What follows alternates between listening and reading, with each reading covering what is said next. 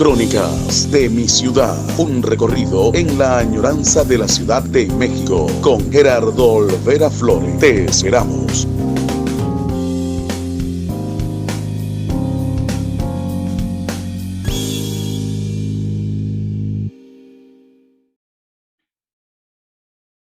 ¿Qué tal? Buen día, amigos. Sean bienvenidos a nuestro programa titulado Crónicas de mi ciudad, un recorrido en la añoranza de la Ciudad de México.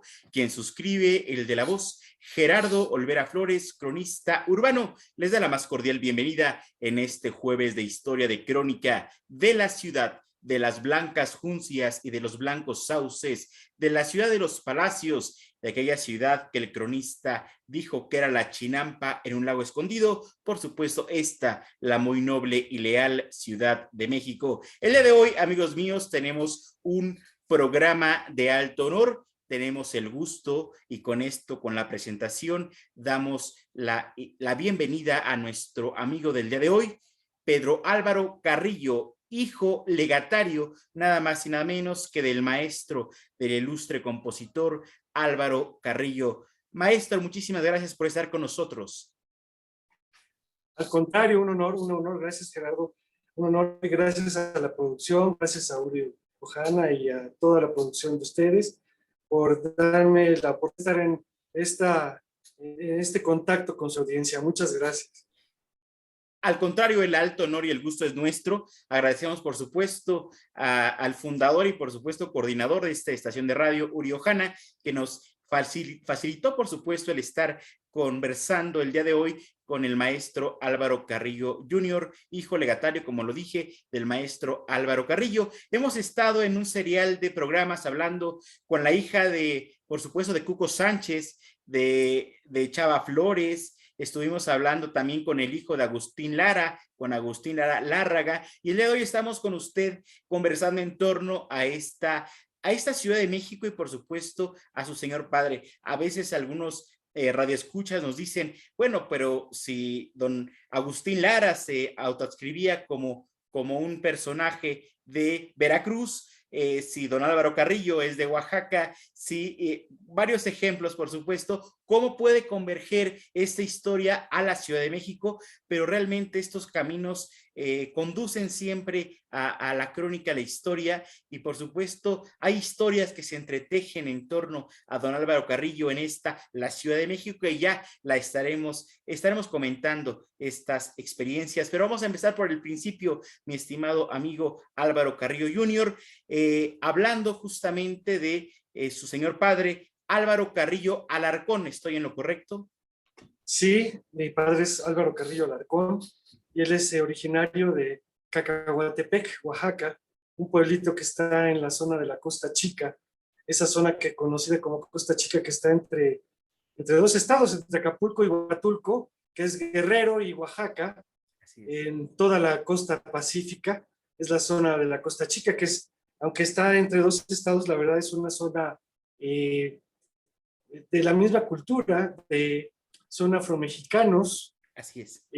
Combinados con indígenas, sobre todo mixtecos, y mi papá pues heredó de esas tres culturas la española, la dulzura en su música sobre todo, ¿no?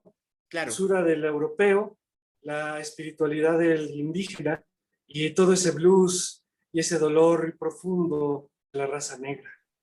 ¿Pudiéramos decir que don Álvaro Carrillo Alarcón era un afromestizo? Sí, es afromexicano se llaman ahora. No les gusta tanto lo de afromestizo, sí, pero sí les gusta decirse yo soy afromexicano. Sí, su mamá era negrita, de su mamá biológica, y lo voy a aclarar. Su mamá biológica fue una mujer que se apellidaba Morales, era negrita de Juchitán Guerrero.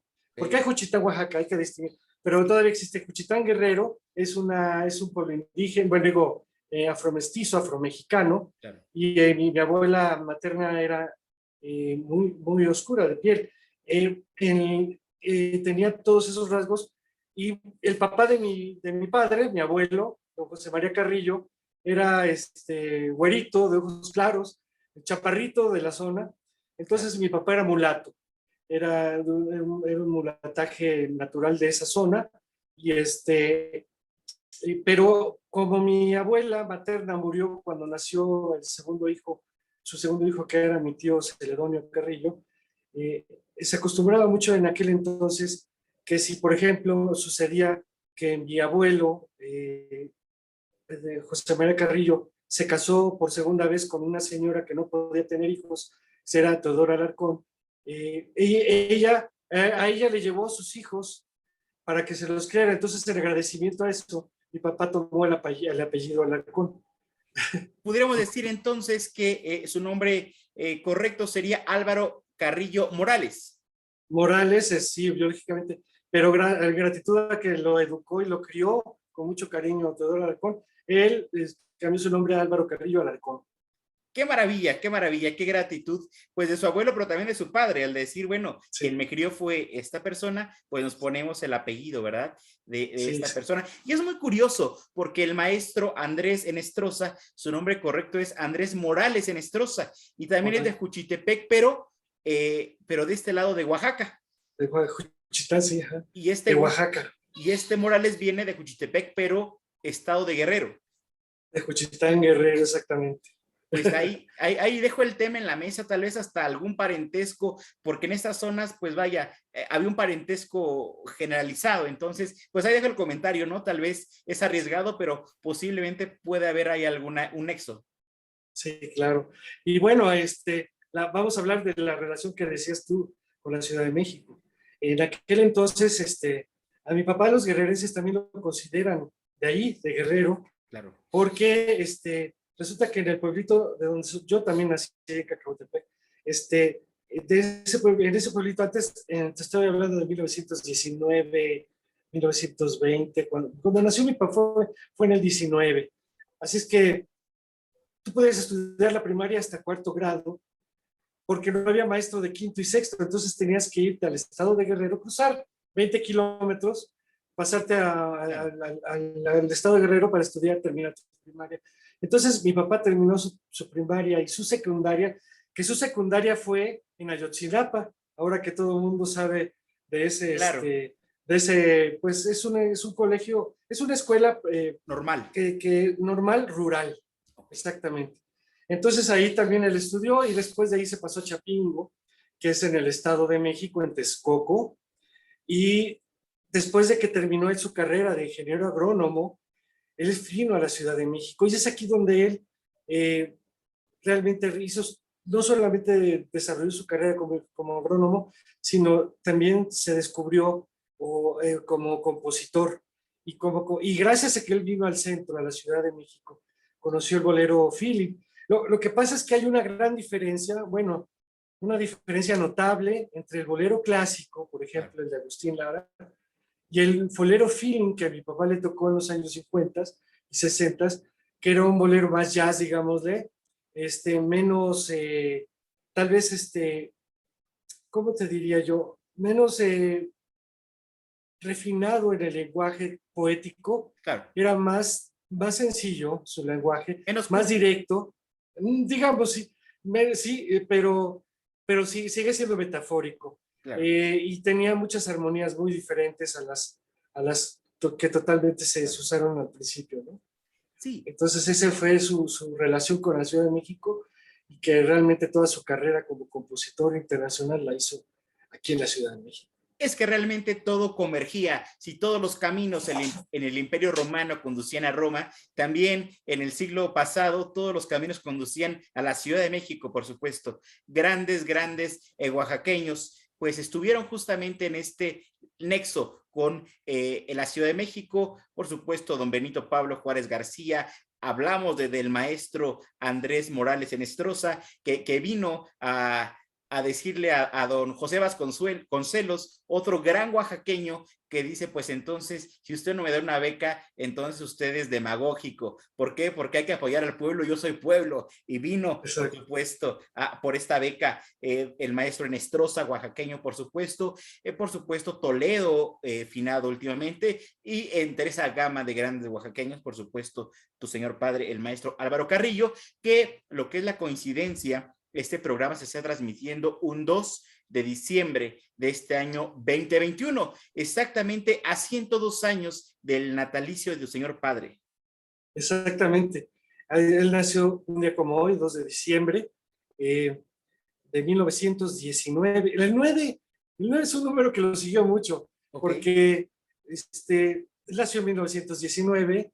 Resulta que en 1949 terminó su carrera de ingeniero agrónomo. En 1959 le graban la primera canción que lo hace compositor de talla internacional. Esa canción se llamaba Amor Mío, y muere en 1969 en un accidente automovilístico, justo 10 años después de empezar su carrera, realmente dedicándose al 100% a lo que es composición. Ya dejó a un lado, digamos, la agronomía.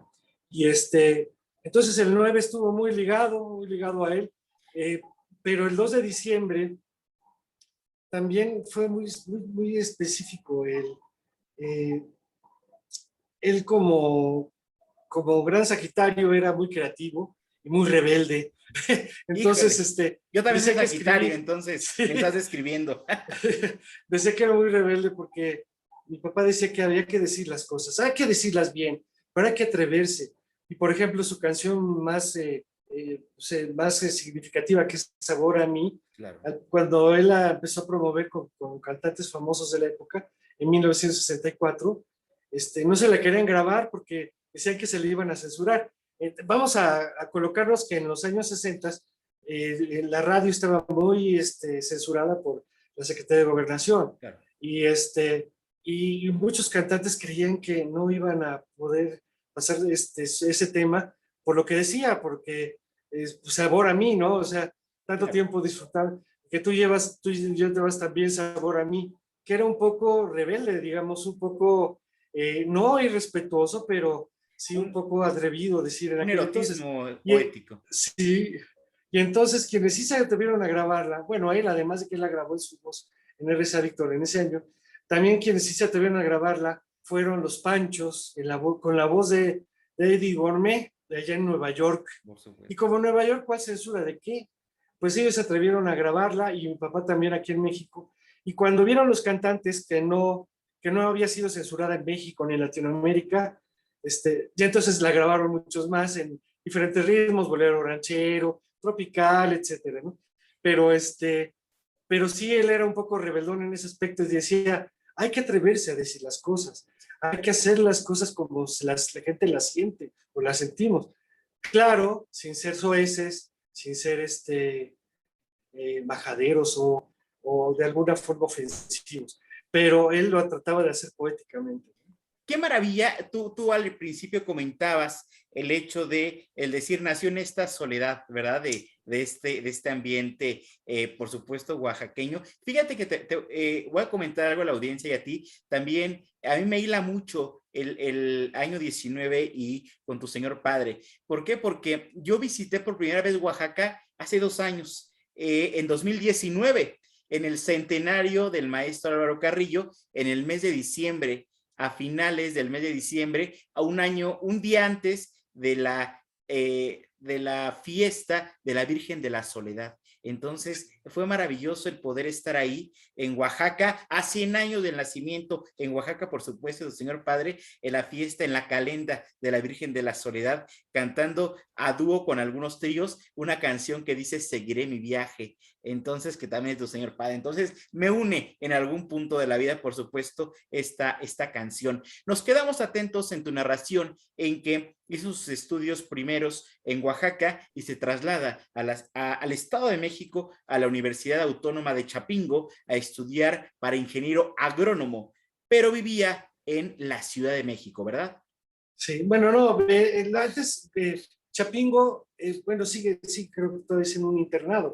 Sí. Es internado todavía, aunque también hay gente externa, pero en aquel entonces era un internado y además nada más era de varones. Era militarizado en ese entonces. Entonces, sigue siendo, como en aquel entonces, una escuela que primero les da entrada a la gente más humilde, okay, sobre todo a hijos de campesinos, que pues esa es su labor. Su labor es crear ingenieros agrónomos y dar una tecnología moderna a la agricultura mexicana. Entonces, los primeros en ser aceptados son hijos de agricultores, gente muy pobre que no tiene la capacidad económica de pagarse unos estudios, y menos en una universidad de ese estilo. Y entonces mi papá vivió en ese internado, aunque muchas veces venían aquí a la Ciudad de México de días de asueto, entre sábado y domingo, para pernoctar. Él y muchos costeños que estaban estudiando ahí, pernoctaban mucho en una vecindad que todavía existe, que está ahí atrás de las calles de la Soledad. Hablando de la Soledad, Claro. de las calles de Soledad, atrás de Palacio Nacional. Palacio Nacional, claro. Por ahí. Ajá. En el antiguo barrio de la Soledad. Exactamente. Y ahí mi papá, él tuvo un romance con una señora que le doblaba la edad. Entonces, la señora tenía 40 años de edad y era madre soltera de 2 chicos. Y mi papá tenía 19 años en ese entonces, te estoy hablando de los años 40. El 9 presente.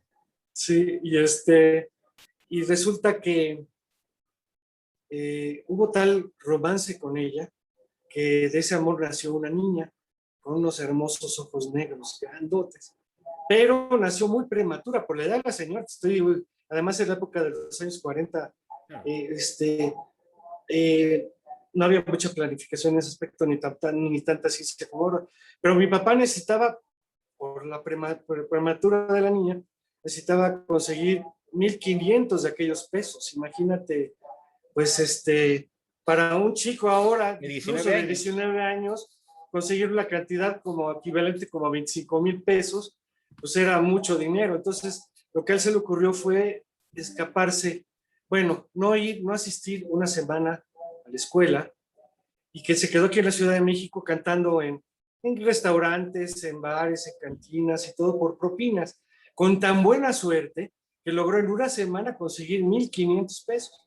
Y él decía que los estaba guardando en una bolsa de esas de papel de estraza de pan para que no se lo robaran. Total que lo logró conseguir y llegó otra vez con su pareja y le dijo: mira, ya tengo el dinero para pagar el hospital.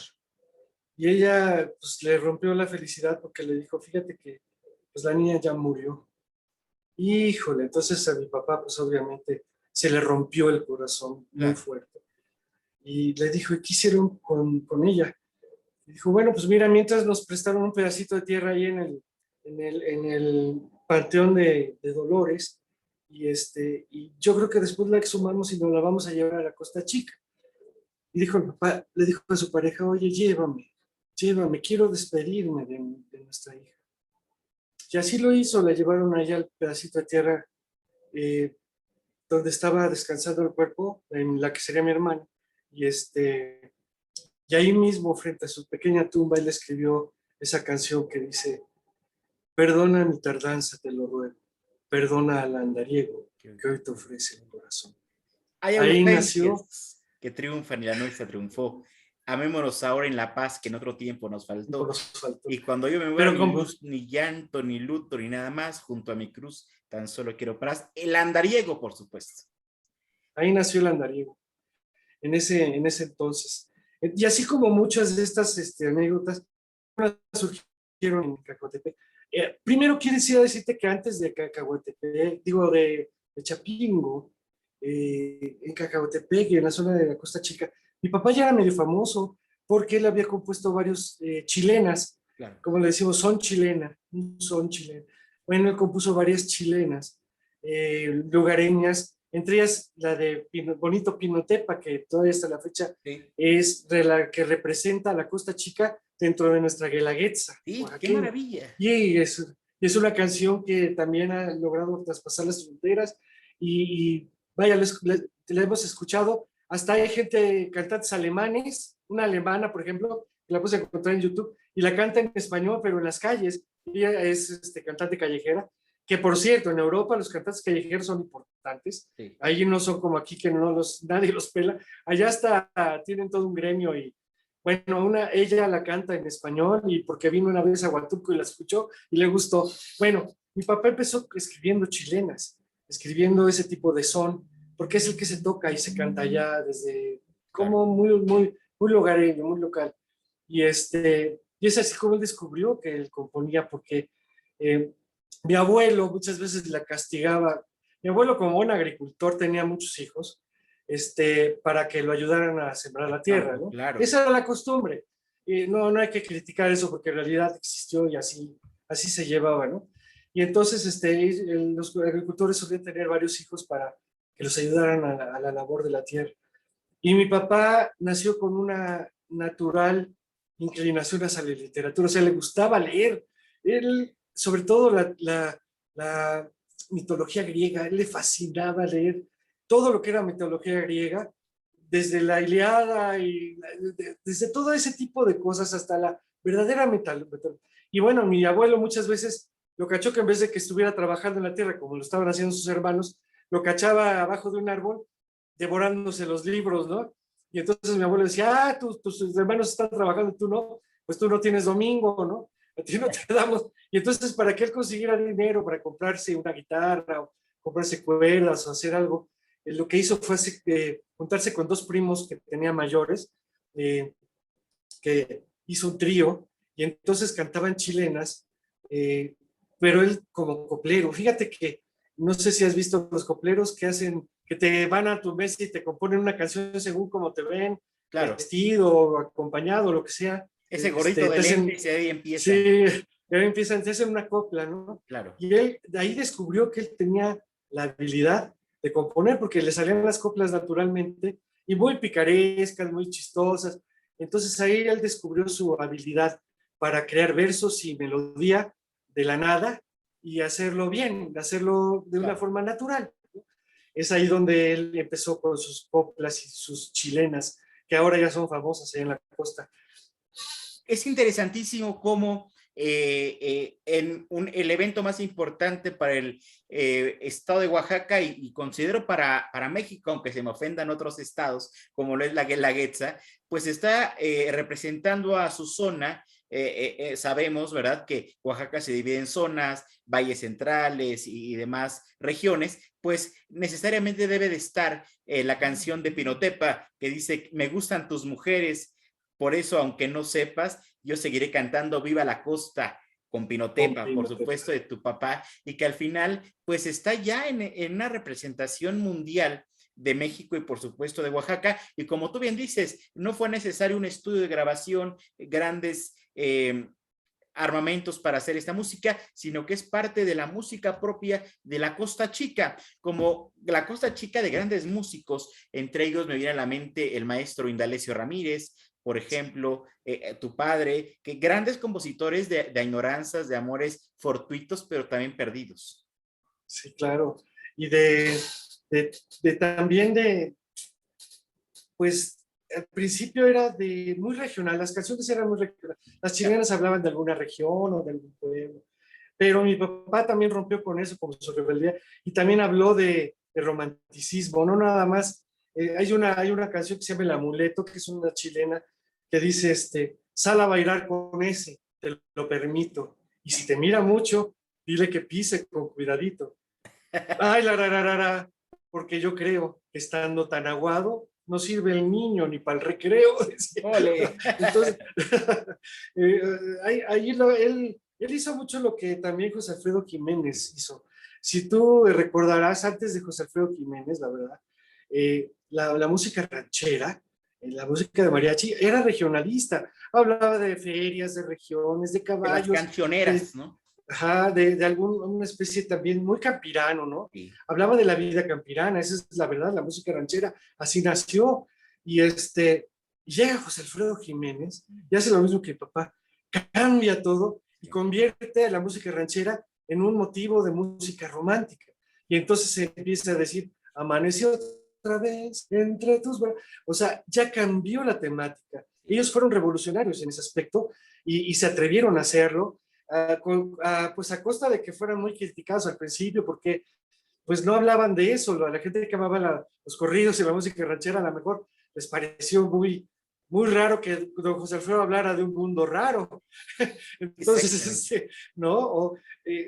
Y entonces mi papá también hizo lo mismo con la chilena, empezó a hablar de romanticismo, empezó a hablar de la mujer, empezó a hablar de las serenatas, empezó a hablar de cosas que no se hablaban en las chilenas antes, con la misma picardía, picardía hablando, son picarescas muy alegres, sin llegar a ser soeces ni tampoco ofensivas, pero es una guerra así como de entre hombre y mujer, de ver quién es el que realmente lleva la relación, si ellas o ellos.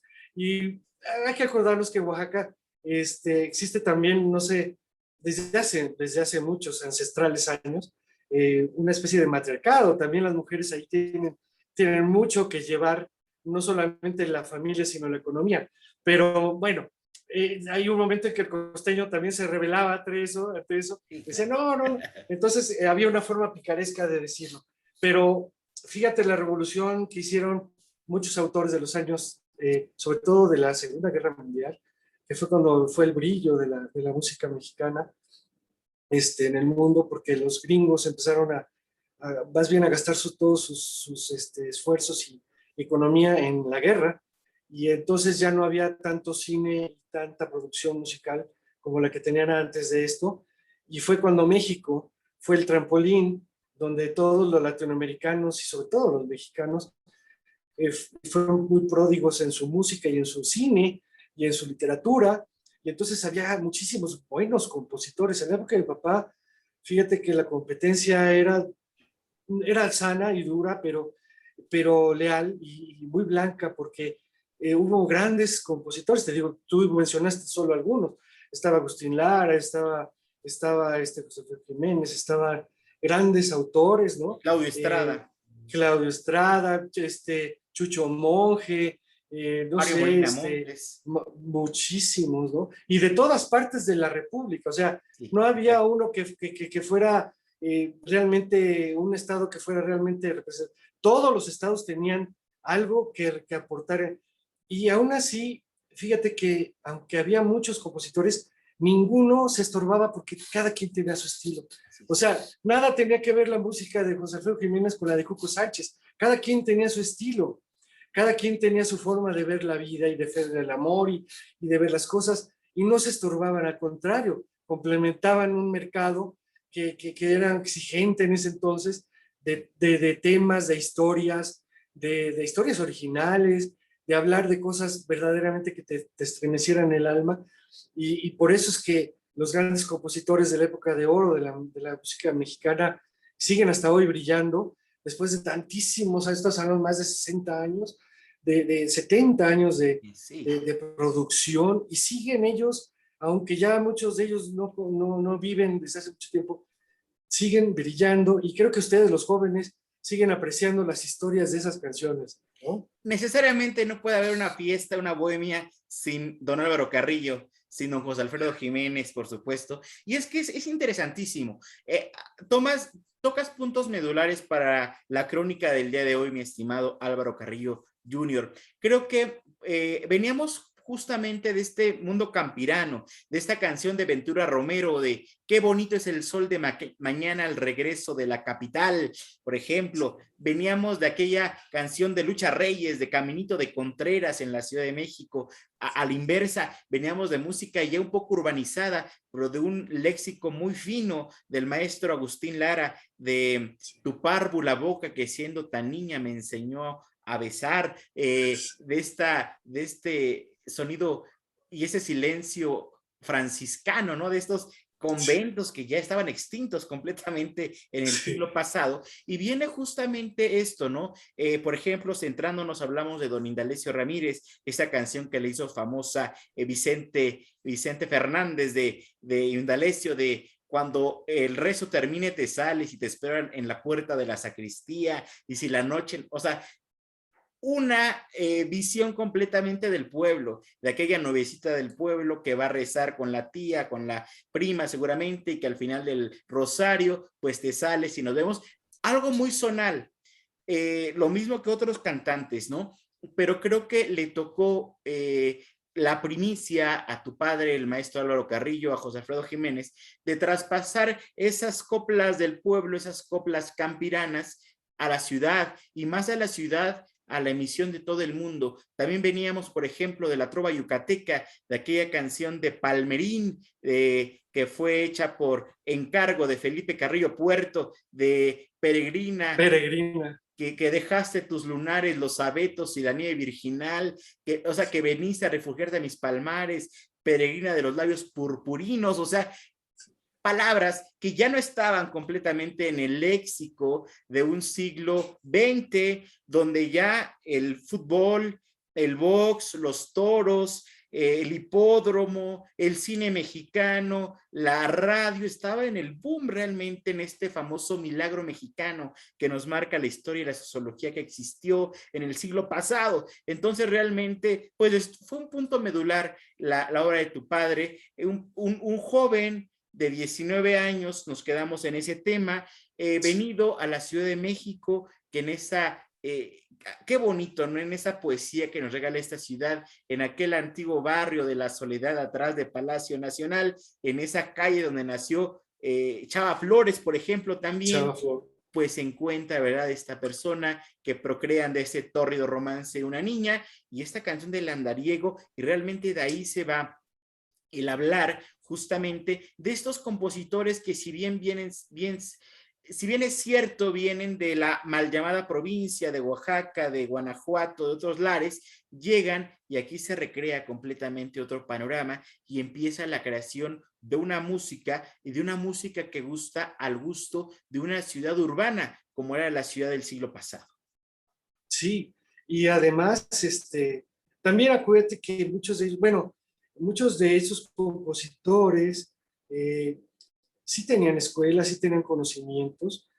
Consuelito Velázquez tenía maestría en piano, igual que el maestro, ¿cómo se llama? El de Gonzalo Curiel, por ejemplo, Ruiz Almengol. Muchos tenían grandes estudios musicales, pero además eran pueblo. Además, ellos sabían lo que podía llegar al sentimiento de la gente y tenían esa dualidad de ser parte provincia, provenzales en su forma de vida, claro, y mucho también de citadinos, obviamente, en una ciudad creciente, en una ciudad cósmica, porque empezaron a llegar también movimientos musicales extranjeros muy buenos, como el bossa nova, ¿no?, como el mambo, como digamos la cumbia colombiana, el tango, en muchos sentidos, esta ciudad le dio una riqueza cultural a todos los ciudadanos, porque fue como una universidad del arte, ¿no? O sea, el lenguaje universal era el que caminaba por las calles. Ya no era nada más el provinciano, sino era la gente que sabía de muchos lugares y sabía de muchas cosas. La radio y la televisión obviamente fueron fundamentales. El cine, para conocer cómo pensaban en Argentina o cómo pensaban en Chile o cómo se hacía la música en Perú. Entonces, todo eso fue muy hermoso. Para mi papá obviamente fue una riqueza grandísima. Además de que, bueno, en su tierra, en la Costa Chica, además de la chilena, que en realidad es una cueca chilena, que hubo muchos barcos que cayeron en la época de 1849 para adelante, cuando fue la gran fiebre del oro de California. Muchos barcos de Sudamérica iban hacia California, pero encallaban en el Pacífico porque en la zona de la Costa Chica hay un gran banco de arena.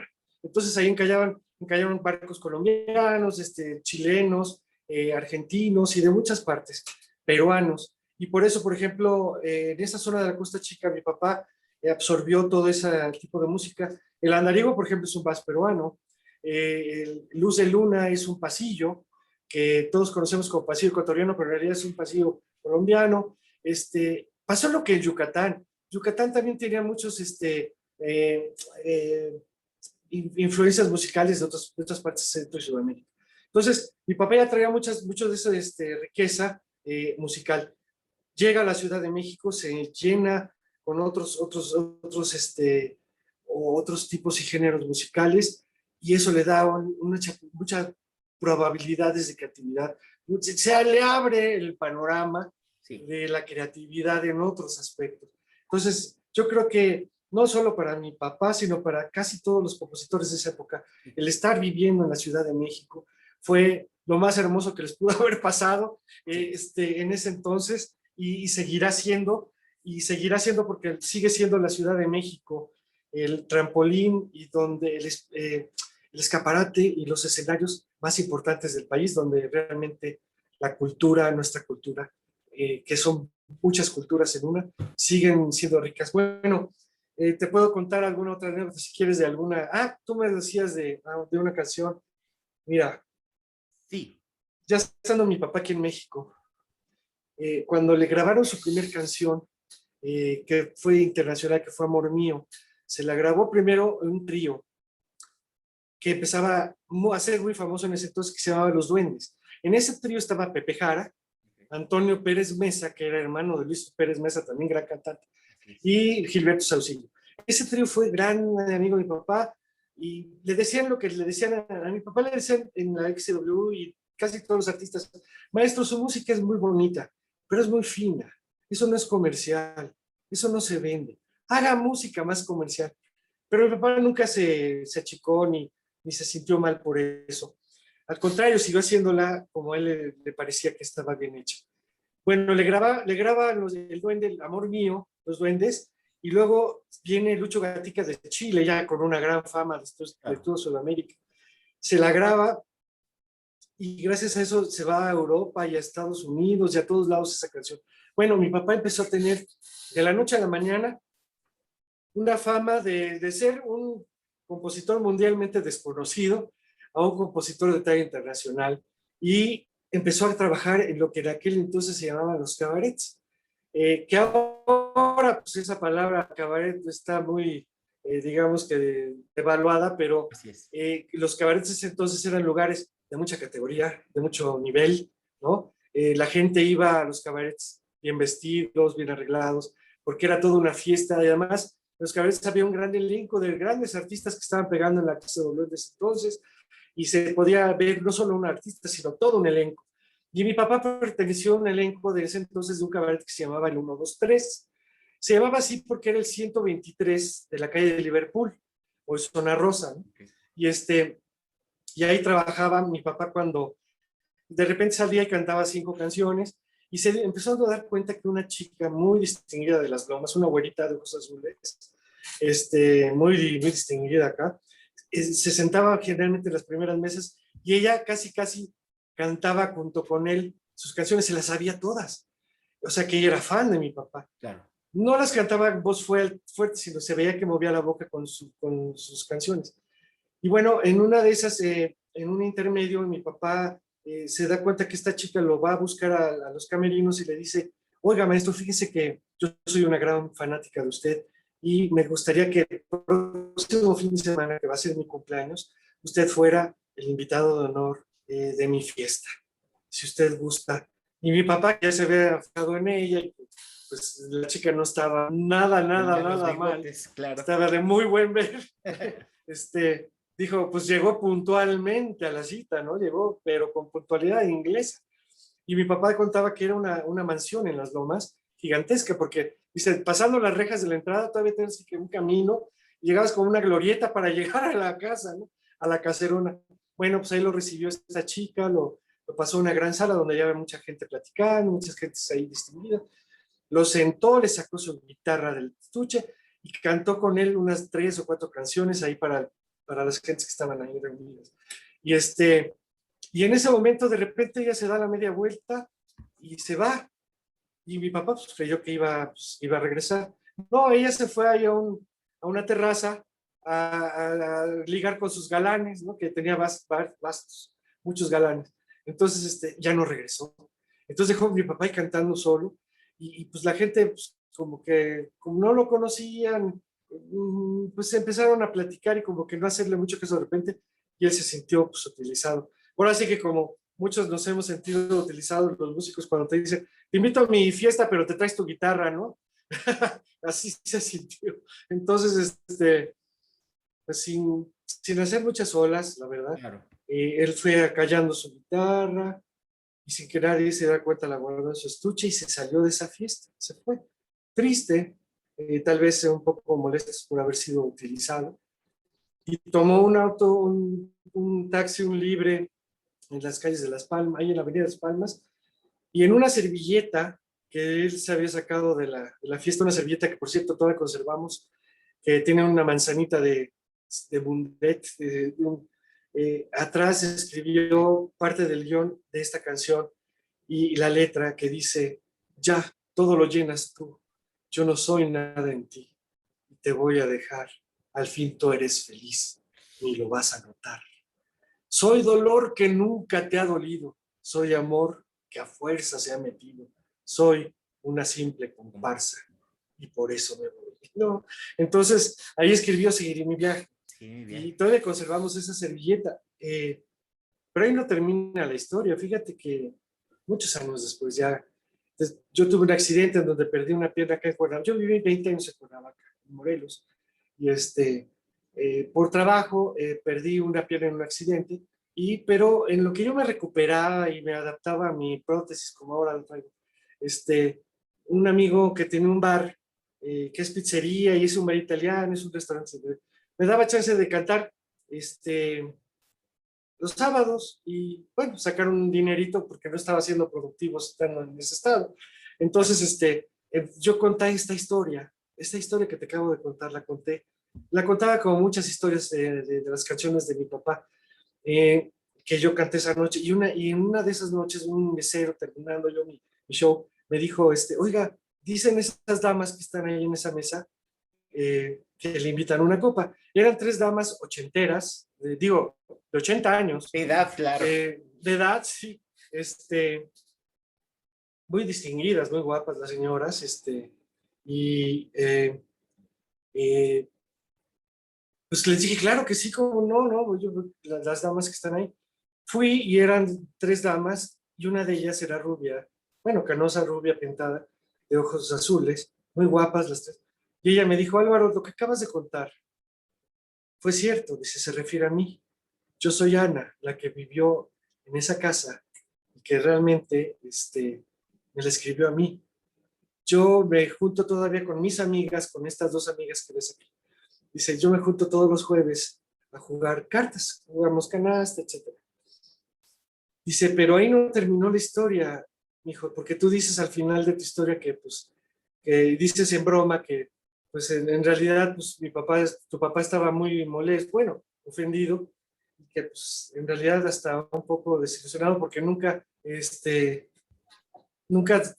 pues yo decía que había sido un amor platónico, ¿no? Claro. Pero no en la cuestión del amor platónico idealista de Platón, sino porque nunca se había podido echar al plato a la chava, ¿no? Entonces, pero dice, no, Álvaro, dice, después yo lo busqué a tu papá, le pedí disculpas por lo que había sucedido, y hasta hubo noviazgo, dice, fuimos novios.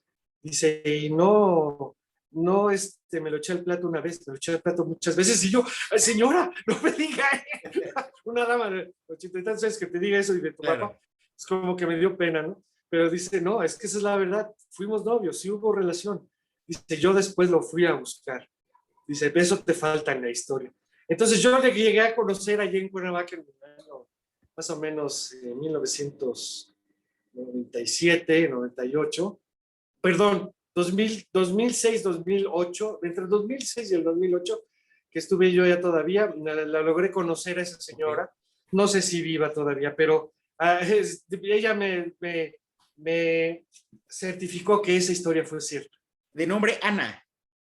Ana, sí, y tenía un apellido como polaco, por eso no me acuerdo de él, pero no sé, no me acuerdo, y mentiría si les inventara yo aquí un apellido, pero sí existió esa Ana, se llamaba igual que mi mamá, nada más que en esa época que sucedió esto, mi papá todavía no conocía a mi mamá, o sea, mi mamá la conoció hasta el 59, fue muchos años después.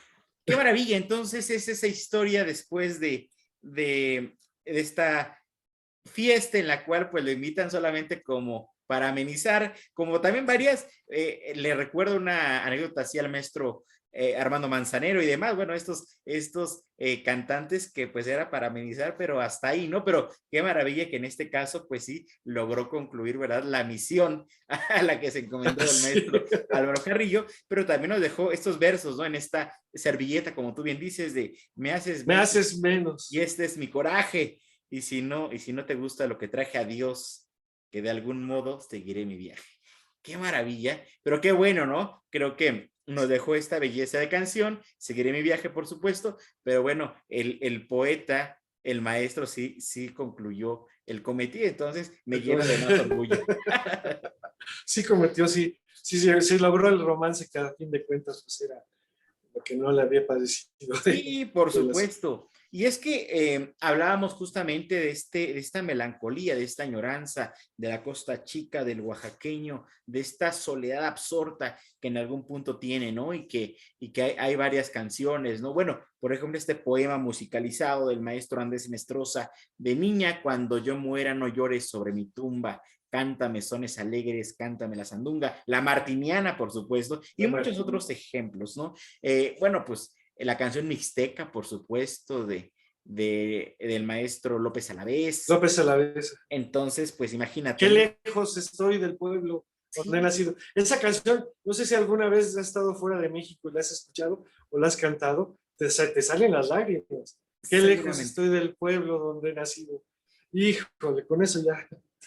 Fíjate que te voy a contar una anécdota. Hace 3 semanas aproximadamente, en la fiesta de las culturas indígenas en el Zócalo, hubo una expresión oaxaqueña muy importante, hubo bandas mijes y por supuesto no pudo faltar Pinotepa de tu señor padre, y cantaron también la canción mixteca, y había varias personas que no dijeron su nacionalidad, vamos a decirlo así, pero por sus lágrimas al entonar la canción mixteca, él es oaxaqueño, necesariamente. Sí.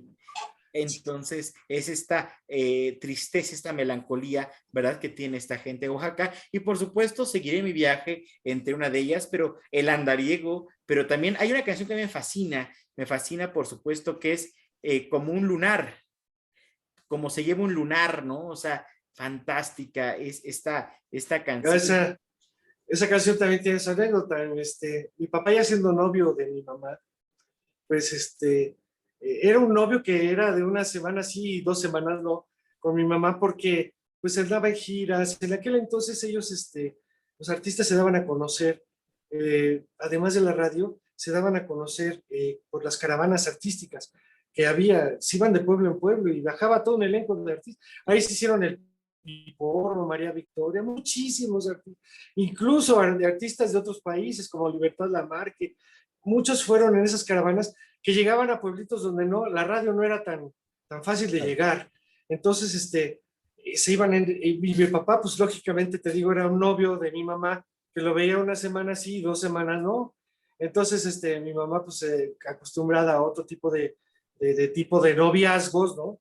En los que pues, se veía el novio cuando menos cada fin de semana, ¿no? Claro. O cuando no tenían trabajo, y mi papá, pues no, se le iba 2 semanas. Entonces dijo un día, mi mamá muy molesta, yo no sé, pero yo me lo voy a decir, yo ya no quiero ver a Álvaro porque no sé si piensas que soy su burla o algo así, y a veces lo veo, a veces no, a veces me avisa que se va, a veces no me avisa, a veces habla y a veces no, por teléfono, etcétera, ¿no? Y ella quería romper, pues estaba enamorada de él, entonces era difícil saber qué irse. Entonces le dijo a mi abuela y a sus primos, tíos y todo, les dijo, ¿sabe qué? Yo me voy a ir a la costa, porque mi mamá también es costeña, es de Ometepec, Guerrero, y dijo, me voy a ir allá para la costa, no le digan dónde estoy. Si él me viene a buscar, díganle que no saben dónde me fui, ¿no? Y a su mamá, mi abuela, le dijo, no le digas dónde estoy, dile que no quiero ver. Total que de una de esas regresa mi papá, trata de buscar a mi mamá y no la encuentra por ningún lado. Total que va a la casa de ella y mi abuela le dice, ¿sabes qué, Álvaro? No te voy a decir dónde está porque ella ya no quiere verte. Piensa que no es una relación normal y no quiere ser la burla de nadie. Y mi papá se preocupó mucho. Pero nunca falta el pariente, claro, el primo chismoso, ¿no? Bendito Dios. Que alguna vez se acercó a mi papá y le dijo, pues no, yo supe que estaba allá por Ometepec, allá se fue, allá anda. Y mi papá dijo, pues es cuando. Entonces agarró el chofer, mi papá traía chofer siempre, no le gustaba mucho manejar. Entonces se fue con el chofer hacia Huetepec. Y en el camino escribió esa canción de Como un lunar, que le llegó a dar, cuando llegando a Metepec, se la llevó de serenata en la noche a mi mamá, y le empezó a cantar, como se lleva un lunar, todos podemos una mancha llevar. En este mundo tan profano, quien muere limpio no ha sido humano, Sí, pues. ¿no? Y entonces, y sigue, fíjate cómo sigue la poesía, dice, si vieras qué terrible resulta la gente demasiado buena, como no comprende, parece que perdona, pero en el fondo siempre nos condena. Claro. Vuelve conmigo, mi amor, que tus errores no me causan temor, pues mucho más que todos ellos, vale uno solo de tus cabellos. Y en eso sale mi mamá al balcón y dice, sí, como se lleva todo un lunar, todos podemos una mancha llevar, dice, pero tú ya pareces tigrillo. y bueno, lo perdonó obviamente y siguió la relación hasta que se llegaron a casar. Pero esa es una de las anécdotas de esa canción que pues tiene mucha filosofía y tiene mucho cariño. Y pues es cierto, de alguna forma, como también dice otras de las canciones de papá, puedo fallar, pero nunca de mala intención, ¿no? Claro. Entonces, por eso es que nacen las canciones. Todas esas canciones, y a ustedes los chavos, yo quisiera decirles de veras sinceramente, esas canciones de todos esos artistas y compositores que estamos hablando, grandes, Armando Manzanero, todos esos grandes compositores, casi nunca escribieron por encargo. O sea que ellos compusieron una canción para que la cantara quién sabe qué fulano, o porque se las pidió la disquera para quién sabe qué artista. Claro. Todas esas canciones que todos queremos y lloramos, en realidad tienen una particularidad y por eso han durado tanto tiempo en el gusto del público. Porque son canciones que nacieron del corazón. Primero, son canciones que nacieron de vivencias. Son canciones que nacieron de algo que no tenía nada que ver con la industria del disco, ni tenía nada que ver con la industria del arte. En realidad lo hicieron de corazón. Ya si después se las grababan, pues era un plus. Pero en realidad ellos lo que hacían era descargar todas. Por eso el compositor no necesita psicología ni terapeutas. Todo el peso que trae cargando de los días, de los meses, de los años, de la vida, los descarga en lo que escribe. Los descarga en la música, los descarga en la historia, los descarga en su letra, los descarga en todo. Entonces, eso es una terapia y eso es una forma de dar el corazón en algo, en una obra que lo va a hacer primero bien por él, no por los demás, sino por él y para él. Y después, si esa música obviamente tiene todo el arte como para conmover a los demás, es obvio que los demás la vamos a pedir que la canten y que la canten varios artistas o que la escuchemos en diferentes formas y es obvio que van a perdurar. Entonces, yo creo que esa importancia, lo importante para cualquier compositor, para cualquier artista, para cualquier músico es que lo que haga, lo haga de corazón. Primero que nada, y si tú haces, por ejemplo, lo que estás haciendo, tu profesión, tu oficio, lo haces de corazón, no importa si ahorita te escuchamos 15 y mañana te escuchan 15 millones. Así es. A ti lo que realmente te va a llamar la atención y te va a hacer que tú sigas tu trabajo es que lo haces porque te nace el corazón hacerlo, porque en realidad eres feliz cuando lo haces. Eso es lo que realmente importa en la vida, ¿no? Que lo que hagas, no importa lo que hagas, siempre y cuando lo hagas de corazón y lo hagas porque realmente te llena hacerlo, ¿no? Y entonces lo trascendente, pues vendrá solo, vendrá de la mano, no lo necesitarás buscar, no lo necesitarás pelear, ni necesitarás hacer nada, porque si yo me he dado cuenta que por ejemplo, un programa como se hace famoso, es de boca en boca. Creo que es la mejor publicidad, ¿no? Sí. Oye, ¿ya viste por ese programa? Dicen cosas de esto, etcétera. Y empieza por sectores y después termina populacheramente con muchas personas, ¿no? Entonces, sí. Es importante, que lo que se hace de corazón. Por supuesto, estoy completamente de acuerdo. Y créeme que esta crónica que hacemos, yo siempre lo he dicho, la crónica es un oficio, no hay una cédula profesional que nos diga eres cronista de la Ciudad de México, es por mero amor, por gusto. Al final, el hablar de tu padre como hablar de otros compositores es por mero gusto y son esas experiencias, el decirte que en 2019, a 100 años del natalicio de tu señor padre, pues fui a Oaxaca y estuve ahí. Cantando las canciones de tu papá, al final son muchas anécdotas que nos hablan, ¿no? Por ejemplo, de este amor entrañado, esta canción que dice amor mío de tu papá, que dice, ya me dijo que estoy en la gloria de su intimidad, ¿no? O sea, es algo vivencial al final del día. Tal vez no sobran las palabras, pero después de un beso ves la cara de aquella palidecida, con los ojos cerrados, y dices, estoy en la gloria de su intimidad. Al final es parte de lo que se vive en un beso, lo que se vive acabando un verso, lo que se vive saliendo de una fiesta donde no fue lo que tú pensabas, como en la canción de Seguiré mi viaje. Al final somos instantes, somos momentos buenos, malos, los que va forjando y que al final pues la composición, la poesía son vehículos, ¿verdad? Para no necesitar ni gastar 250 pesos en un terapeuta, sino que en una hoja, pues se puede expresar todo lo que sentimos necesariamente y que tu papá está bien retratado en canciones fantásticas, por ejemplo, Seguiré mi viaje, Como un lunar, Luz de luna, por supuesto, grandes canciones, Adiós Chapingo, que también es una canción muy bonita, que es interesante, pues tal vez este despegarse de esa etapa de su vida, ¿no? Adiós a Chapingo, que también es parte de la canción de tu papá. Es una canción que todos los chapingueros cantan cuando se reciben, cuando terminan su carrera, y es con la que se despiden de su escuela, ¿no? Y dice, ya mi madre me dio el vivir y mi escuela me dio el porvenir. Entonces sí, se llenan de lágrimas los muchachos al cantar esa canción, al despedirse, entre comillas, de su escuela, porque en realidad los chapingueros son muy unidos, se siguen reuniendo y siguen yendo a la universidad, o se siguen haciendo homenajes, ¿no? Entre ellos hay muchos destacados chapingueros en México, científicos y matemáticos grandes que han salido de ahí, porque a pesar de que son biólogos, bueno, son biólogos, son de agricultura, hay grandes matemáticos que hay gran científico.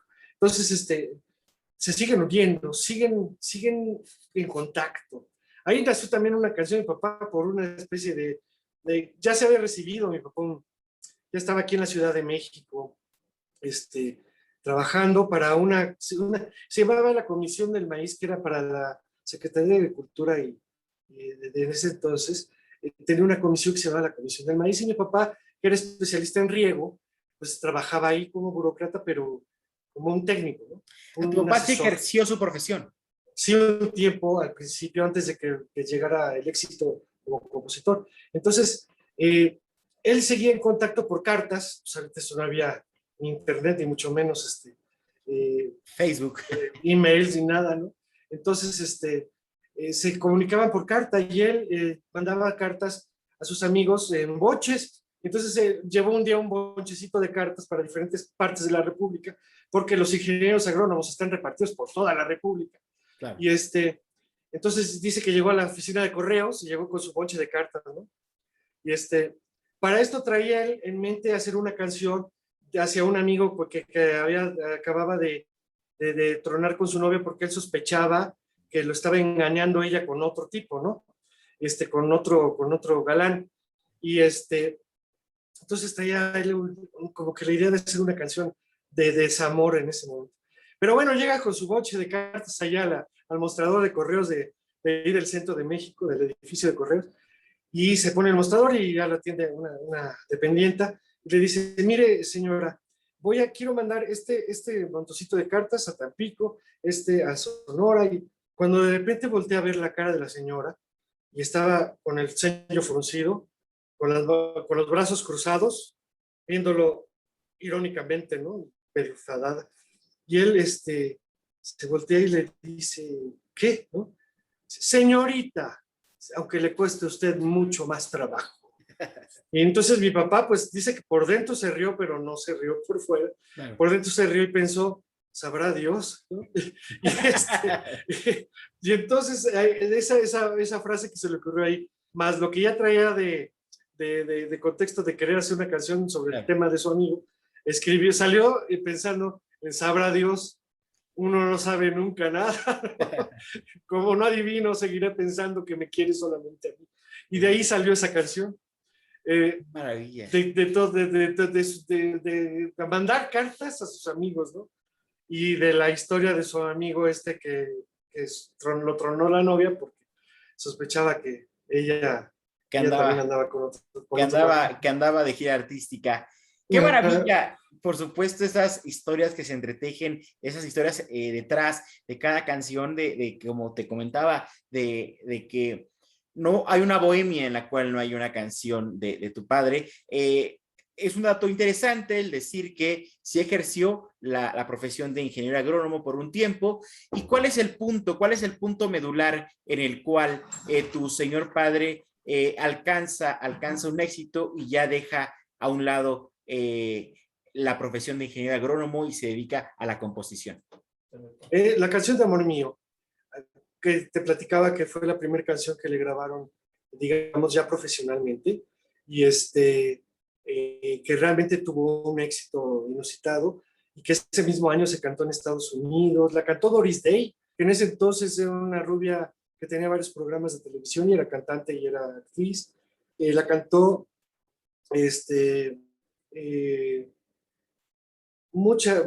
llegó a Canadá y la cantaron en francés y de ahí se pasó a Europa. Entonces mi papá vio que su música, aunque le decían que era muy fina y no era comercial, tenía una talla internacional que él debía fomentar y seguir pues promocionando. Y obviamente esa canción le abrió las puertas.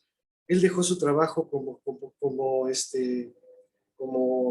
ingeniero y dijo que se iba a dedicar a la composición y atinadamente lo hizo, porque en realidad sí fue atinado que él sacara sus canciones y que él las mostrara al mundo. Obviamente cuando tú te conviertes en un compositor de talla internacional, ya no buscas todos los artistas te buscan a ti, las disqueras buscan tu obra, y aunque no a todo mundo le queda lo que habla una canción, a lo mejor otra sí, etcétera, ¿no? Entonces, fue cuando realmente él se dio cuenta que debía de realmente dedicarse a eso. Como alguna vez uno de sus compañeros chapingueros me comentó, dice, tu papá tenía 2 gorilas adentro.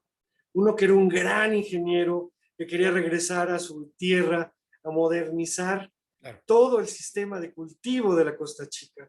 Quería, junto con sus compañeros, de hacer una revolución de tecnología agrocientífica, digamos, para hacer producir más a la tierra. Y por otro lado tenía un gorila que era un compositor enorme, que le encantaba hacer música y letra y contar historias de amor y desamor, como pocos lo hacían.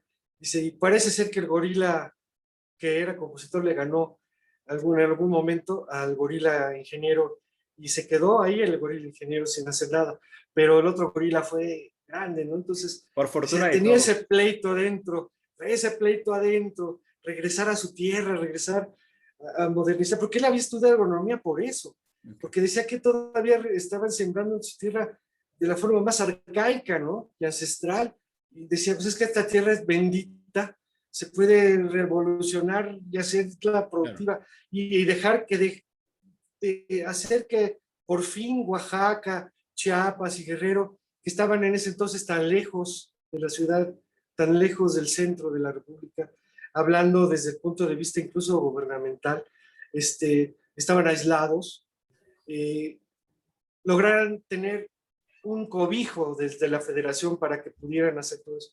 Entonces, pues sí, ese sueño se quedó trunco en esa parte de mi papá, ese sueño. Por su parte, pues no pudo lograr hacerlo, pero creo que le convino más ser compositor. No, necesariamente. Y siguió el camino de muchos, Lucio Cabañas, de muchos que pasaban de la normal de Ayotzinapa a Chapingo. Tu padre como buen oaxaqueño y buen sagitario, se parece tanto a mí, pues tosudo en su forma de ser, guerrero, no dejado.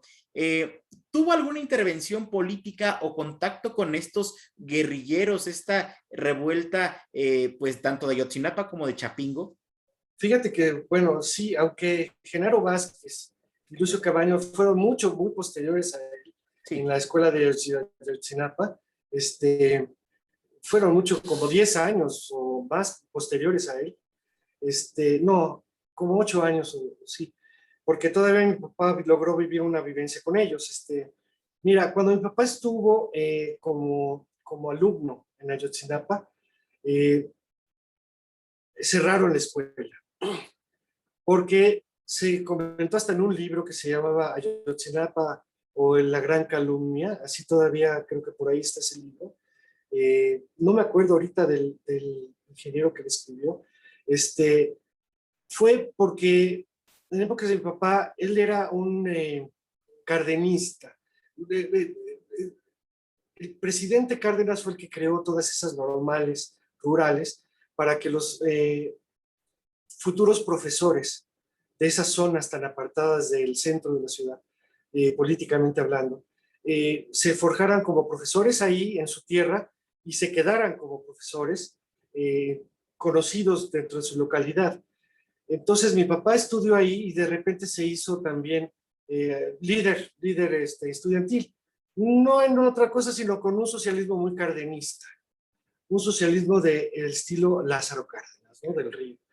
Y, y había un movimiento que eso después de Lázaro Cárdenas ya no le gustó mucho al gobierno. A algunos gobiernos no les convenía ese tipo de socialismo. Y entonces en épocas de mi papá fue un sábado en que el director de la escuela de Ayotzinapa lo invitó a su casa junto con el trío que él tenía allí en Ayotzinapa para que cantaran en el cumpleaños de la esposa del director. Entonces se pasaron ahí toda una bohemia, pero lo que sucedió esa noche, de viernes a sábado, fue de viernes a sábado, fue que llegaron, dicen en el libro, que llegaron militares vestidos de civiles y quemaron la bandera de México que estaba ondeando en la escuela, en medio de la escuela, y culparon de esa quema de bandera a los alumnos de Ayotzinapa. Entonces, además de que hubo persecución política y hubo secuestros de alumnos desde entonces, cerraron la escuela. Mi padre fue absuelto porque al día siguiente, al lunes siguiente que fue a la escuela, lo quisieron detener, pero se comprobó que él no estaba ahí y algunos de sus compañeros tampoco. Entonces no lo apresaron ni hubo nada. Pero cerraron la escuela de Ayotzinapa y gracias a que cerraron a la escuela de Ayotzinapa, Chapingo mandó cartas a los alumnos que quedaron para decirles, invitarlos a que formaran parte de su universidad sin necesidad de pasar ningún filtro, sino nada más habiendo sido alumnos de ahí, iban a pasar a Chapingo. Bueno, años después, muchos años después, en el 65 o 66, mi papá ya era un compositor conocido, recibe una llamada de un medio hermano. El medio hermano más chico de mi papá se llamaba Porfirio, también era mulato y era, digamos que el segundo de a bordo de Lucio Cabañas y del profesor, del otro profesor, Genaro Vázquez. Genaro Vázquez. Bueno, Lucio Cabañas le dijo a Porfirio Carrillo, oye, yo sé que tu hermano es Álvaro Carrillo. Me gustaría que ya que estamos copados por el ejército y que pronto vamos a morir, me gustaría que este cumpleaños que voy a celebrar, el último, sea una bohemia con tu hermano, con Álvaro Carrillo. Entonces, mi tío Porfirio le mandó una carta, un telegrama a mi papá, diciéndole que lo veía, que él veía que próximamente el ejército les iba a caer encima, que probablemente era la última misiva que iba a recibir de él, y que él tenía ciertos regalos que darle antes de morir, y que lo veían ahí en Chilpancingo, entre Chilpancingo y Chilapa. Okay. Entonces mi papá, pues acudiendo a su hermano, fue para allá, y antes de llegar a Chilapa, dicen que que iba con el chofer mi papá, lo pararon, unas camionetas se le cruzaron, y lo bajaron y le dijeron, lo encapucharon y lo subieron a otro automóvil y se lo llevaron por la sierra, a él y al chofer. Y lo secuestraron. Y llegaron después de algunas horas a ver, y estaba don Lucio Cabañas, y ya fue cuando vio a mi tío Porfirio y le dijo, hermano, pues te tuve que engañar para traerte para acá, porque si no, yo sé que pues, no hubieras venido. Entonces, estuvo 3 días de Bohemia con Lucio Cabañas y con todo el ejército revolucionario de ahí de la Sierra de Guerrero, y al tercer día ya lo regresaron a su automóvil, le dieron de regalo un machete donde por un lado tenía las iniciales de Lucio Cabañas y de Genaro Vázquez, y por el otro tenía su nombre, Álvaro Carrillo. Machete que ya con los años ya no existe, se fue deshaciendo. Y también le regalaron una metralleta hechiza, una ametralladora calibre 22, fíjate, hecha hechizamente por los revolucionarios, que ya después de eso mi abuela se deshizo de, cuando mis padres murieron, mi abuela se deshizo de ella, porque tenía mucho miedo de que cayera en manos de niños, que por alguna historia los hubiera disparado esa cosa. Entonces, esa fue el rapto que tuvo mi padre por parte de, pues, de ese movimiento revolucionario. Y obviamente sí, después, unos meses después, asesinaron a Lucio Cabañas, también murió mi tío Porfirio, y murieron muchos, terminaron con ese movimiento. También falleció tu tío. Pero sí hubo una historia de eso. Ya, sí, en ese movimiento falleció hace muchísimos años, en el 60. ¿Qué no serían que agarraron a don Lucio Cabañas? Lo han de haber agarrado como en el 67, 68, por ahí. No sé, no me acuerdo de esa historia. Pero sí fue una anécdota que se inventó mi papá ahí. Qué maravilla, o sea, forma parte tanto de la historiograma de la Ciudad de México, pero también de estos conflictos, de estas pugnas entre guerrilleros, ¿verdad? Que bueno, propiamente, indirectamente, pero que también participó tu papá. De esta canción de Sabor a mí, coméntame si estoy en una imprecisión. Después viene esta canción que tiene el nombre La Mentira o Se te olvida. Se llama Se te olvida. Okay. Esa sí ya la vivimos nosotros. Fue posterior entonces. Mi papá la compuso. Mucho, pues ya por esas épocas del 64, mi papá compuso esa canción, y me acuerdo que mi hermano y yo dormíamos en un cuarto que estaba aledaño al estudio de mi papá. Entonces la oíamos, todas las noches oíamos cómo mi papá se ponía a componer la misma estrofa o la misma melodía, claro, etcétera, etcétera. La repetía muchos tiempos para arreglarla, para pulirla, ¿no? Y un día terminó esa canción un sábado, se llama Se te olvida. Y le hablaba a Pepe Jara, que era su amigo, y además siempre le hablaba porque Pepe Jara era mejor guitarrista que mi papá. Entonces se le enseñaba, además de que eran amigos como hermanos. Claro. Entonces le dijo, oye, Pepito, acabo de componer una canción, ven y ayúdame, quiero que te la aprendas y que le pongas ahí los acordes de paso que deban de ser, etcétera, ¿no? Y fue Pepe Jara y la estuve ensayando ese sábado con mi papá. Total que ese mismo sábado mi papá tenía que irse en la noche porque lo invitaron como invitado especial en el Festival Mundial del Bolero que se celebra en La Habana, Cuba. Entonces él tenía que salir a La Habana, Cuba ese sábado. Y Pepe Jara tenía trabajo en Televicentro esa misma noche porque se estrenaba una telenovela que se llamó La Mentira, okay, que era protagonizada por Julissa y por Enrique Elizalde. Entonces Pepe Jara estaba contratado para amenizar, digamos que el evento del inicio de la telenovela. Y dice Pepe Jara, contaba que llegó y estuvo ahí en la fiesta, estaban todos los actores, en la producción y todo el gran festival para iniciar la telenovela. Estuvo cantando 5 horas, dice Pepe, que estuvo cantando como 5 horas ya cuando vio que todo el mundo había agarrado una fiesta bien rica y todo el mundo estaba platicando y todo. Pues lo único que se le ocurrió fue decir, voy a volver a ensayar la canción que me enseñó Carrillo en la mañana porque se me va a olvidar. Y empezó a cantarla, pues más para él que para nadie, ¿no? Y cuando de repente quien creyó que nadie lo estaba escuchando, pero quien sí lo estaba escuchando, era don Ernesto Alonso, que estaba de espaldas a él. Okay. Y Ernesto Alonso le dice, oye, Pepito, ¿y esa canción ¿Quién es? Nunca la había escuchado. No, es una canción del ingeniero Álvaro Carrillo. Lo que pasa es que me la aprendí en la mañana y la estoy tratando de ensayar porque si no se me va a olvidar. Dice, oye, Pepito, dice, fíjate que esa canción, por lo que dice, se coincide mucho con la historia de la telenovela que hoy estamos iniciando. Entonces, se me ocurre que ahorita vamos a otro estudio aquí al lado y te vamos a grabar cantando. Y entonces se me ocurre que cada vez que inicie la telenovela con los créditos del principio, sales tú cantándola de fondo. Y cuando termine el capítulo, en los títulos finales, terminas con la canción.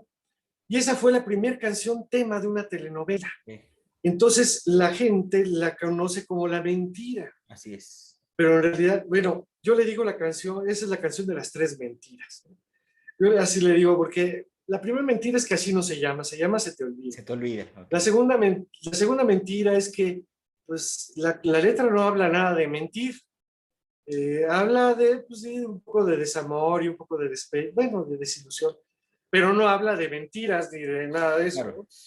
Y la tercera mentira que yo digo es que, pues para decepción de toda la juventud, no la compuso Luis Miguel. ¿No? Luis Miguel ya había nacido. No, entonces, pues no. Pero sí se quedó también, y gracias a que Luis Miguel la cantó, pues en la juventud sí la conocen. Sí. La conocen en las juventudes de muchos otros pueblos. Entonces, esa canción se llama Se te olvida, y también tiene su título de La Mentira por la telenovela. Esa canción es fantástica. Hay una frase que es muy terrorífica. En alguna bohemia decían, es que esa canción de Fernando Delgadillo, de Hoy ten miedo de mí, es muy fuerte. Y le digo, no, pero no se olviden de la canción del maestro Álvaro Carrillo, Se te olvida que puedo hacerte mal si me decido. Porque tu amor hasta puedo hacerte mal. Hasta puedo hacerte mal si me decido, pues tu amor lo tengo muy comprometido. O sea, es es como un poco así amenazante, ¿no? Sí, claro, ¿no? Sí, pero fíjese, al fin que ese pacto no es con Dios. Entonces, al final es fantástico y que es una de las canciones icónicas de tu papá que se pensaría que es de las iniciales, pero ya es de los años 60. Sí. Incluso en alguna, me contó Gigi Gasca, una de las viudas de Agustín Lara. Agustín Lara, me comentó que alguna vez escuchó al maestro Agustín Lara decir que entre las bohemias que tuvieron mi papá y él, mi papá le enseñó esta canción a don Agustín Lara y le dijo a Agustín Lara, porque mi papá le decía, tengo dudas sobre la letra, creo que le voy a variar algunas cosas, no me gustan algunas cosas que digo y creo que se las puedo variar. Y que Agustín Lara se volteó y le dijo, maestro, varíe usted lo que quiera, pero por favor no le quite la frase de, pues resulta que no soy de la estatura de tu vida. Y dice, eso es el secreto de esa canción. Dice, cuando yo le oí esa canción y dijo eso, a mí no se me va a olvidar jamás. Dice, no le quite eso, jamás se lo quite. Y eso hizo mi papá, le varió muchas cosas a la canción, pero nunca le quitó eso de, y hoy resulta que no soy de la estatura de tu vida. Dice, con eso se va a quedar esa canción en la memoria de cualquiera. Por supuesto. Sí, tuvo razón, don Agustín. Sí, bueno, necesariamente. Al final, frases, se te olvida que puedo hacerte mal si me decido, que ese pacto no es con Dios, que no soy de la estatura de tu vida, son parafraseadas, es una canción fantástica, que bueno, muy al diente, muy afilado del maestro, por supuesto, Alonso, pues fue un triunfo que al final yo creo que la canción superó a la novela sin hacer un lado, por supuesto, el argumento del guionista, pero al final la canción traspasó las fronteras y la conocemos como La Mentira por la novela, no a la novela por la música, ¿no? Creo que ganó la música. Sí, y después la grabó Pepe Jara, aunque Pepe Jara en ese momento cuando la grabó para la telenovela y que fue al estudio ahí donde le dijo Ernesto Alonso que fuera, dice que le cambió 2 palabras porque no se acordaba realmente, pues la acababa de conocer. Y hay un momento en que dice Pepe Jara, y y a veces casi se te olvida. Mi papá nunca hubiera puesto casi se te olvida. En realidad la canción dice, y al mirar otros amores se te olvida, ¿no? Y al mirar otros amores, pero él le puso casi se te olvida, que no es la canción como es. Pero bueno, la gente la reconoce así porque en la telenovela sí la cantó. Y luego mi papá, cuando regresó de La Habana, Claro. lo primero que hace mi papá es prender la televisión y ver a Pepe Jara, con esa canción y con esas dos palabras que le cambió. Y le habla por teléfono a mi papá y le dice, oye, satélite, va, porque le decía satélite a mi papá, a Pepe Jara, porque era chaparrito y decía que giraba alrededor de él, ¿no? Y decía, oye, satélite, qué buen coautor me resultaste, dice, porque le cambiaste a la canción un pedacito y que dice casi, dice, ay, ingeniero Álvaro, dice, de veras que fue mi culpa, yo se me olvidó, pero la tenemos que grabar para que... Y le dijo, no te preocupes, dice, de todas maneras, lo esencial de la canción quedó, dice, no hay problema, dice, yo no estoy molesto contigo. Claro. Dije, no, pues discúlpame. Dice, Pepe Jara nunca nos quiso decir cuáles eran las dos palabras, pero nosotros las hemos descubierto en el tiempo, porque casi se te olvida, nunca lo hubiera hecho mi papá. No. Lo que sí dice en realidad es, ya al pensar o ya al mirar otros amores, se te olvida. Es que también yo, por ejemplo, en esa frase que dije hace unos minutos, hay un equívoco de mi parte porque al final es tan bien parafraseadas las frases que, bueno, si recitar es complicado, cantado más. Digo, no es por excusar al maestro Jara, pero sí, o sea, es también, se te olvida que te puedo, o sea, hasta me equivoco ahorita. Que hasta puedo hacerte mal si me decido, pues tu amor, o sea, el parafraseo es fantástico, que sí al final, con musicalizado, pues sí es compleja de interpretar, por supuesto. Sí. Y bueno, no sé si todavía tenemos tiempo, pero yo quisiera comentar algo que a Uri Ujana, que es nuestro amigo y casi nuestro hermano de profesión, además de la composición, que Uri tiene sus composiciones. Claro. Le va a interesar también saber mucho de el secreto que tenía mi papá para componer. No solamente era el fraseo, no solamente era respetar una rítmica y una metáfora, ¿no? Él sí respetó desde la esencia del bolero, en realidad en sus letras es la metáfora. ¿Por qué? Porque la metáfora, como su nombre lo indica, dice meta, y significa más allá de, ¿no? Y fora de la forma, más allá de la forma. Tú tienes en una canción bolero 2 minutos y medio para contar toda una historia, no tienes más. Claro. Entonces, tienes que utilizar metáforas para decir mucho en pocas palabras. Y de la literatura, mi papá, que leía mucho, que le gustaban las novelas, le gustaba la mitología griega y la mitología azteca y todo eso. Él aprendió de los grandes escritores que las grandes obras universales tienen 3 características principales. Una, que en las primeras frases te atrapan. O sea, el primer párrafo de un libro, que es grande, que es ingenioso, que es novedoso, en su primer párrafo te atrapa. Y eso lo hace él también en las canciones. Y te voy a decir, por ejemplo, un gran escritor como Cervantes, ¿no? Dice, en un lugar de la Mancha, de cuyo nombre no quiero acordarme, ya te atrapó. Claro. Porque dices, bueno, desde ese momento dices, bueno, ¿y por qué no quiere acordarse de ese lugar de la Mancha? Ya te atrapó, ¿no? Luego, ese es el primer secreto de Álvaro Carrillo. Sus primeras frases te atrapan, ¿no? Se te olvida que me quieres a pesar de lo que dices. Sí. Ah, caray, ahí ya hay una gran verdad y una gran metáfora que vale la pena seguir escuchando por qué, ¿no? O el para qué, o el de cómo, o de quién. Así. Y luego viene la parte central de una obra literaria y de una obra musical buena, que es el clímax, o sea, ya lo que es el estribillo, lo que es el coro. Ahí se sintetiza toda la obra. Todas las historias que vienen desde el principio se juntan y se entrelazan ahí. Ahí es donde viene el estribillo, y si el estribillo no conmueve al mismo autor, pues no va a conmover a nadie. Entonces ahí tienes que desahogar muchas cosas para que se haga cantable lo que estás haciendo. Claro. Y después viene el tercer elemento, que es rematar con una frase más fuerte que la primera para que te den ganas de volver a escuchar esa canción, ¿no? Que ese pacto no es con Dios. Entonces, y hay cosas que se te fueron de la canción que a lo mejor la quieres volver a escuchar y te dan ganas de volver a escuchar y volver a escuchar. Eso en cuestión de letra y en cuestión de música también, las melodías. Sí. Alguna vez me dijo Arturo Castro antes de morir, con el maestro Arturo Castro, gran maestro, gran compositor mexicano de los hermanos Castro. Y me dijo, dice, la magia de tu papá, musicalmente hablando, dice, es que fíjate, y me habló de la mentira, dice, tararara, tararara,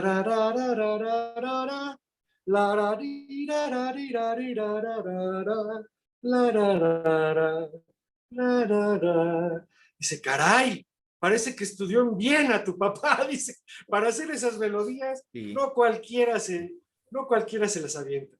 Y dice, y eso es lo que se queda de la música, de las canciones, también la melodía. La melodía tiene mucha importancia, ¿no? y es la magia que hace que aunque tú seas un cuate que nació en Rusia o nació en China o nació en Filipinas o nació en un lugar donde no entienden y nadie conoce tu idioma, pero oye la melodía de la canción, en realidad está sintetizando también en la melodía la historia. Y aunque no entiendan la letra, se te queda la melodía. Entonces, qué importante también es la melodía para componer. No nada más las letras. Por supuesto. No, y por ejemplo, bueno, estas palabras del maestro Arturo Castro, ¿no? Y después del amor, tu sonrisa angelical, qué bonito beso me dio, qué felicidad, ¿no? Por ejemplo, estos inicios de las canciones de tu papá, por ejemplo, ¿cuánto tiempo disfrutamos este amor, ¿no? Desde ahí ya te atrapó. Exacto. Ahí empezó con el coro.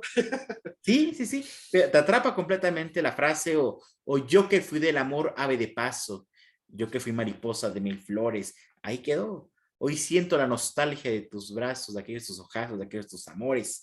O sea, al final está completamente el inicio, completamente y armonizado fantásticamente, ¿no? Creo que es la magia del maestro Álvaro Carrillo, que al final pues queda entre la melancolía, pero también en ese amor fortuito, en ese amor que estoy en la gloria de su intimidad. Al final es un embalaje de sentimientos. Mi estimado Álvaro Carrillo Jr., para ultimar nuestro conversatorio, quisiera comentar algo muy personal, tal vez si está en tu corazón, en tu confianza el comentárnoslos, pues lo quisiéramos comentar a nuestra audiencia. ¿Cómo fue ese día fatídico de este terrible accidente en el que pierde la vida tus papás, tanto papá como mamá? Si estoy en imprecisión me lo indicas, el 3 de abril de 1969.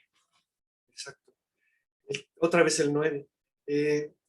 Sí, mi papá fue muy amigo del profesor Caritino Maldonado, que en ese momento, el 3 de abril, iba a tomar posesión como gobernador del estado de Guerrero.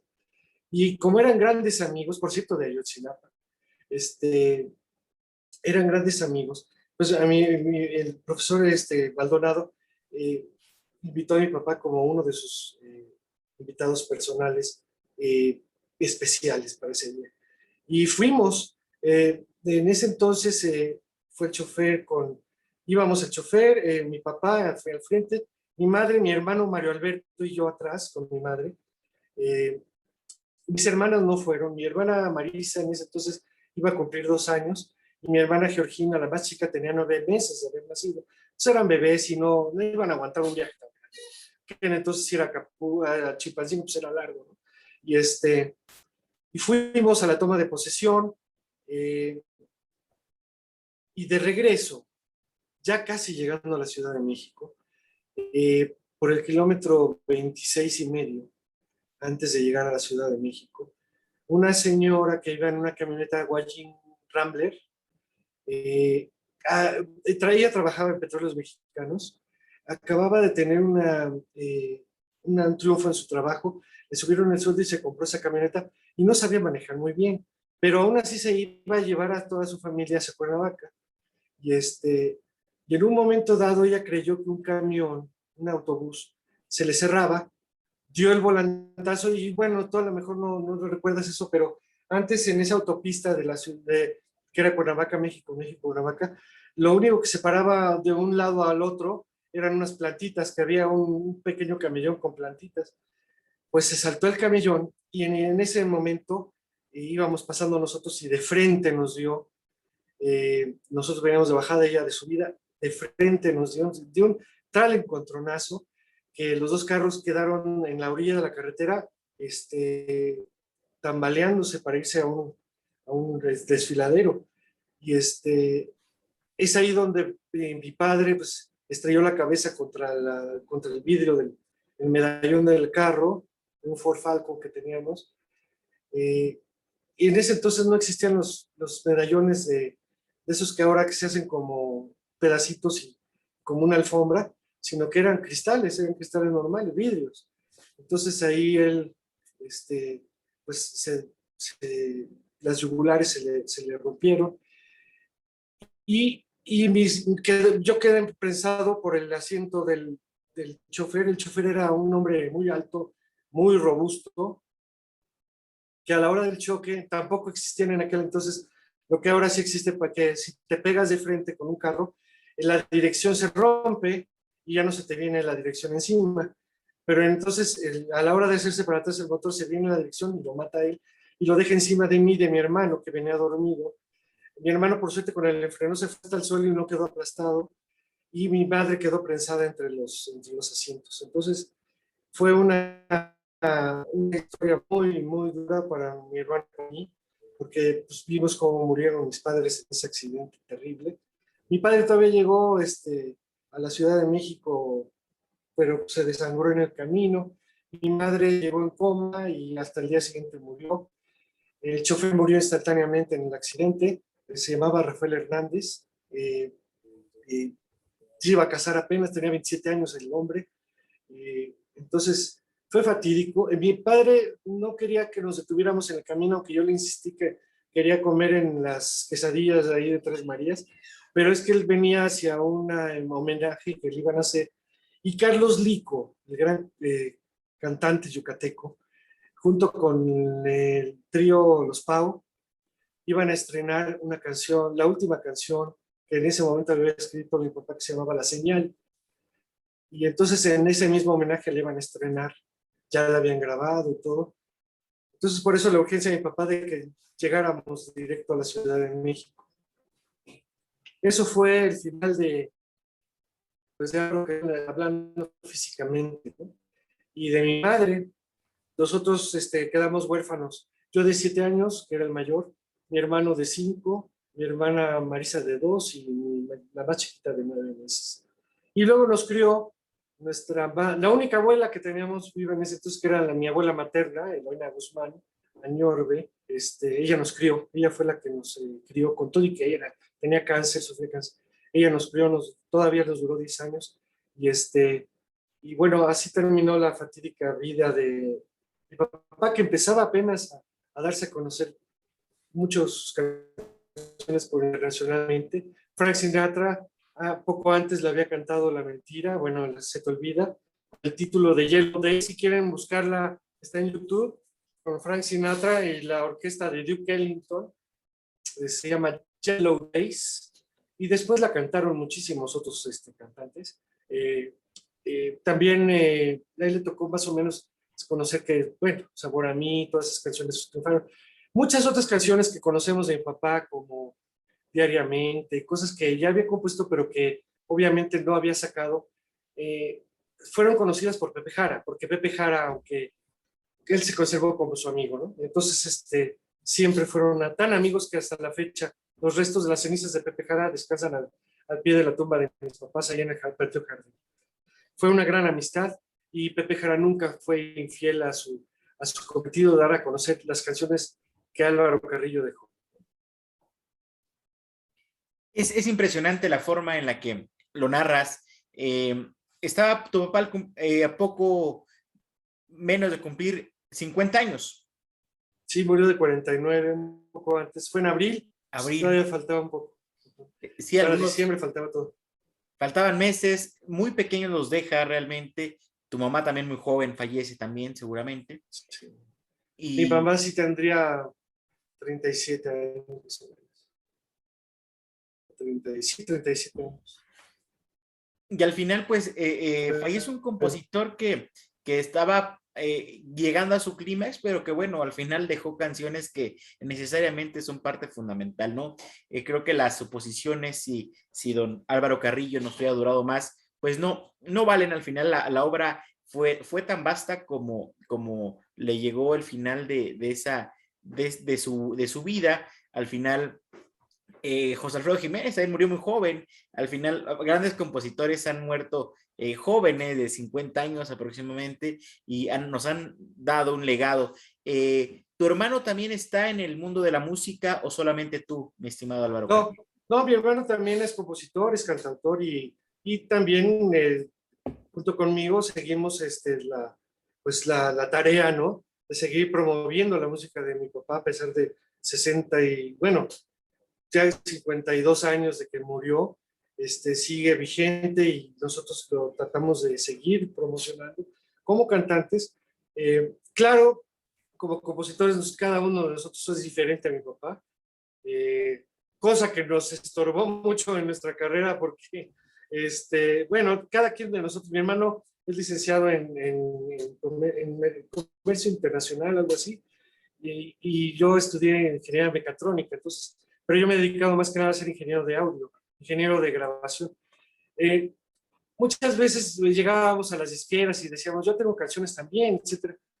Y nos decían, pero compones como tu papá. Y yo decía, pues no compongo como mi papá, ¿no? Pues, para empezar, no vivo la misma época que mi papá, yo soy ochentero, yo soy de los años 80. Entonces, yo traía otra cosa, otro acervo cultural. Y muchas veces por eso lo rechazaban, nunca nos, como que no nos creían, ¿no? Que pudiéramos componer. Obviamente, tal vez si mi papá hubiera vivido más tiempo, nos hubiera dado muchos tips que nosotros aprendimos después de muchos años. Pero sí, mi hermano también se dedica a eso, también es muy buen compositor. Yo quiero muchas canciones, pero también, te digo, es más conocido porque él vive en Oaxaca, vive en la ciudad de Oaxaca. Él se casó allá y ya tiene su familia y todos sus hijos, su esposa. Y su esposa, que por cierto viene de una familia zapoteca, le hizo la traducción a Sabor a mí en zapoteco, entonces bueno, la canción en zapoteco y en inglés también.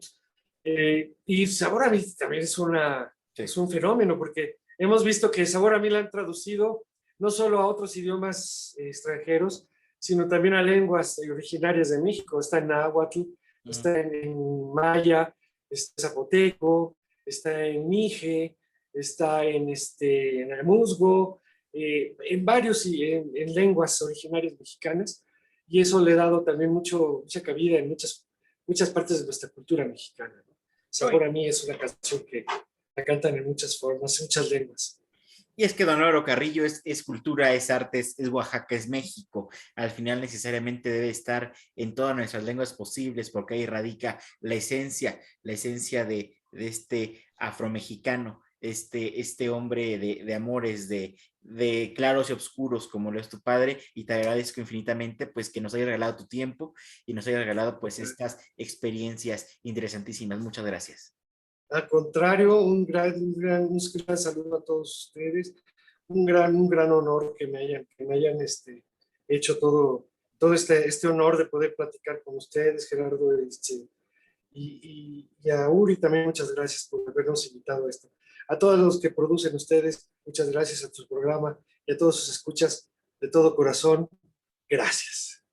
No, hombre, agradecidos contigo, con tu señor padre, que hoy justamente estamos a 102 años de su natalicio, por supuesto, rindiéndole un merecidísimo homenaje este 2 de diciembre del 2021, es decir, a 102 años del natalicio de don Álvaro Carrillo Alarcón, y por supuesto recordando lo que nos decías al inicio, pues el apellido de su madre biológica, Morales, que lo tendremos muy en cuenta. Pues muchas gracias, mi estimado Álvaro. Gracias a Uri también por hacer el enlace para esta transmisión. Y el que suscribe, el de la voz, Gerardo Olvera Flores, les agradece infinitamente su tiempo, su disposición para escuchar a este humilde cronista, pero principalmente amigo de ustedes en este programa titulado Crónicas de mi ciudad, un recorrido en la añoranza de la Ciudad de México. Que pasen excelente noche de jueves, excelente fin de semana, hasta la próxima.